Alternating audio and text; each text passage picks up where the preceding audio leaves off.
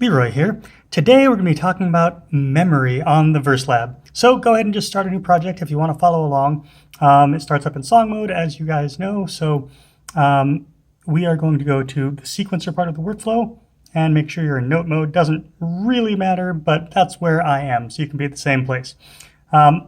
First, let's just select our kit track just so we're in the same place here. The first thing we want to do is look at the utility menu.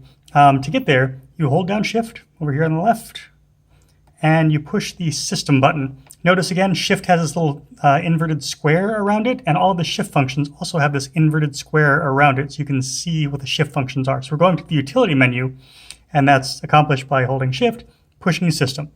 So the first thing is looper optimize. We're not going to talk about that today. That's part of the looper. Sorry, the camera's a little crooked here. Let me fix that for you. There we go. All right, anyway, so a looper optimize we're not going to talk about. That's a looper function, and honestly, you're not going to use it very often.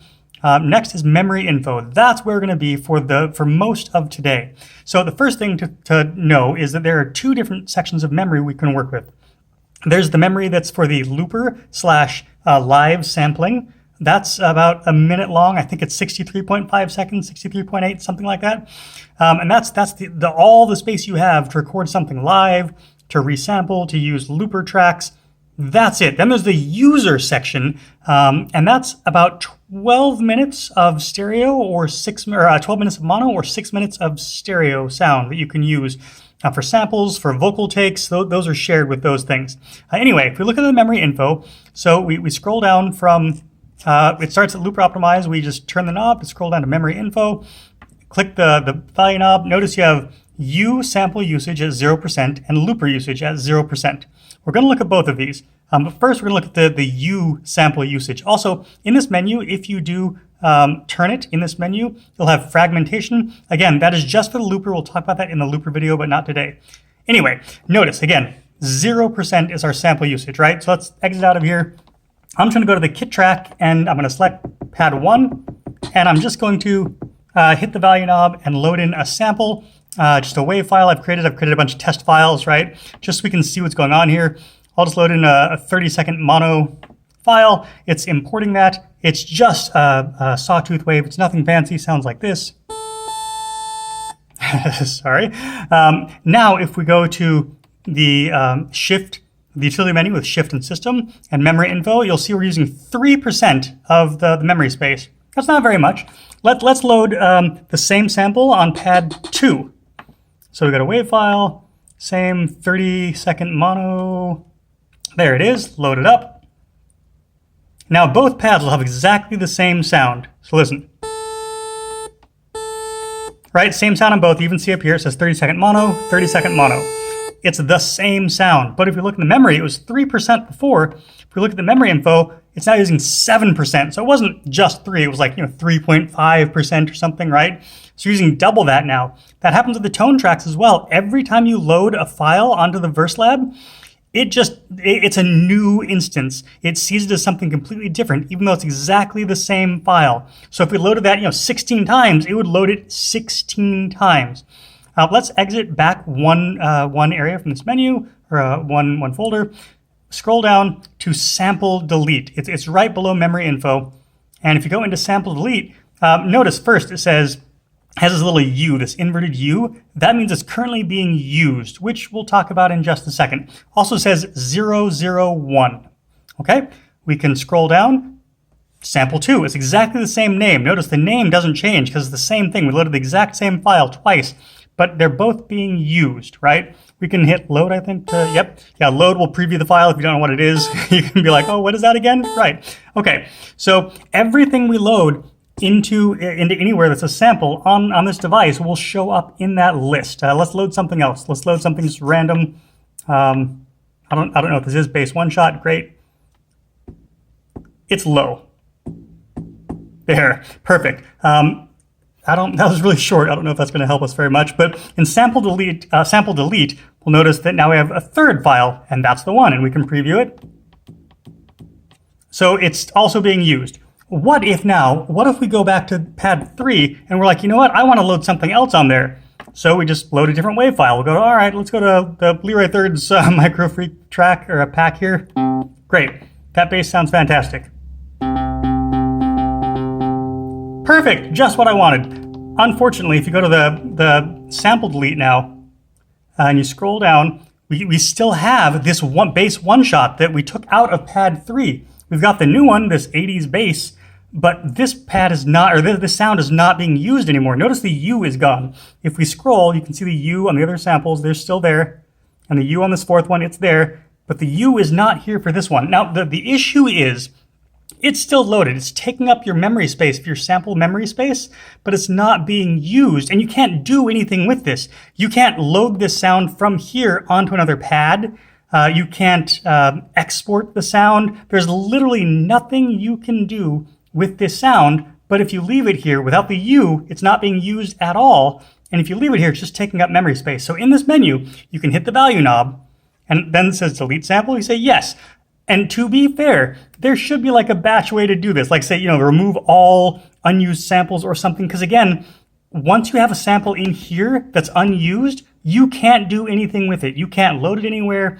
You can't, you can hear it, but you can't actually use it in your project. So it would be nice if there's a way to just unload all of the unused samples, but there's not. So occasionally check in here if you're using a lot of samples and you're running out of memory space to see if you've got samples that aren't being used, because every time you change a sample, let's load another one here. Great, RP Nightmare, that sounds fantastic. Good job, pass Leroy. Ooh, that is terrible. Anyway, if we go back into memory, sample delete.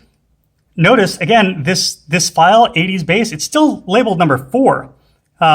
Even though we loaded this before, it's not on that pad anymore. We replaced this sound, number 4, with this new sound, this RP Nightmare. Right? We replaced that, but because there was a gap, it was 1, 2, gap 4, it loaded it in as sample number 3. So just so you know, it did change the numbers, but it's being used. If you scroll down, 4 is not being used. That's the one that was on pad 3 before we replaced it with this RP Nightmare. So again, we got the sample now that not being used, and we can't use it for anything, so we can just delete it. Okay, fair enough. We kind of understand how that works, right? To recap, the memory spaces we have for use are the user samples, where we load a sample into a pad or a tone track, or vocal samples. Those all take the same memory space. We have around 6 minutes of stereo or 12 minutes of mono to work with. That's what we have. The other space that we have to work with is our sampler audio that also works with the looper. They're shared. So if you have a looper track, and we're going to talk about this in the looper track video, why you don't want to use those permanently. They're just meant to be used temporarily. But if you have, say, a 30-second looper track, you only then have 30 seconds to sample with. You only have a minute total. So let's exit out and take another look at that. If we go back into the system menu and go up to memory info, you can see it says our sample usage is currently 8%. Looper usage is 0. Okay, so if we go into our sampling, right, this is the sampler, and we just hit enter, we start recording, we have 63.8 seconds. That's the total we have always, always, always, right? We can never have more than that. If you're using a looper track, it's going to take some of that. When we stop the sampling, it goes into this, the sampling menu. We can edit the sample and stuff. We can export the sample. Once we exit out of here, it frees up that memory. So we exit out, we say, yes, lose the sample, or you could use it in a pad if you wanted to. However, there is a bug where the system knows that's been cleared, but it doesn't show that in the memory, this menu here. So if we go back into the memory info, notice this says looper usage 19%. If we go back into the sampler here and start recording, it still says we have 63.8 seconds. So it knows internally that was cleared up, but when it clears it, when you close the sampling menu, it doesn't update the memory info. So it knows you have this space, but doesn't update the memory info. We can show that very clearly too. So we just recorded about 15 seconds. We'll exit out of here, lose the sample, go into memory. Notice 23%, right? So we're just gonna record something really, really tiny in the sampler, just as short as we possibly can. It was 0 seconds, right? Now if we look at the memory, look, 0%, right? It updates how much memory has been used when you record the sample, but when you exit and it flushes that and clears up that memory, it does not update this. So if you really want to know how much you have, just record a really quick, short sample of nothing to reset that to what it actually is. Because if you have things in the looper as well, like if you have a looper track going, this is not going to be very accurate. It's going to be hard to use. There's one more thing to talk about before we close this short video today.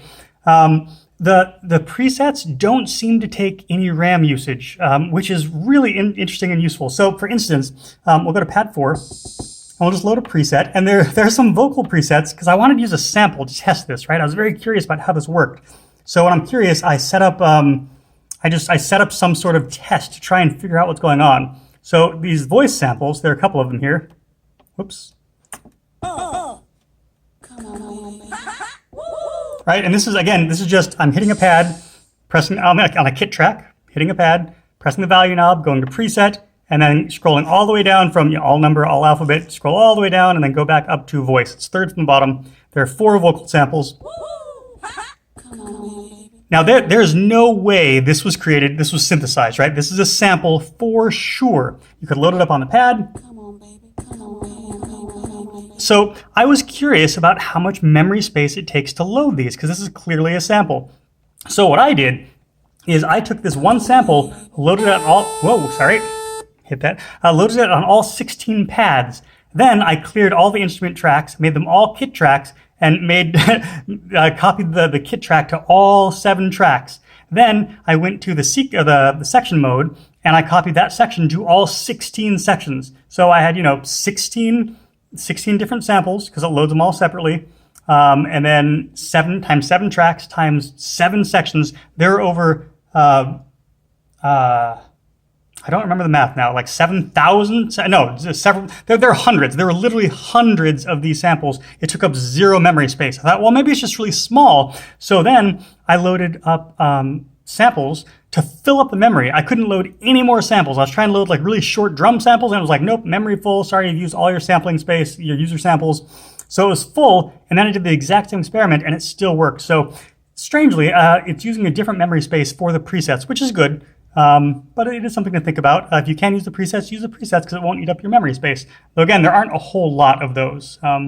Anyway, I hope that helped. Again, just as a recap, the memory space we have user samples, which are used if you put samples on your kit track or samples on a tone track to play chromatically.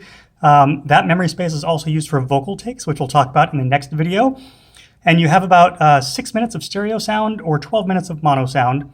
The other memory pool you have is you have 63, what was the 63.8? Was that what it was? Yeah, 63.8 seconds for the sampler and the looper. They share the same memory, and that's all you have. So if you're like resampling a track, you can only resample up to that 63.5 seconds, because everything that goes through the sampling engine over here has to fit in that memory space. I hope that helps. I hope that's useful to you. I hope you go out and make something really interesting today. I'm Leroy. The next video will be on vocal takes. I hope you join me then. Have a nice day. Bye.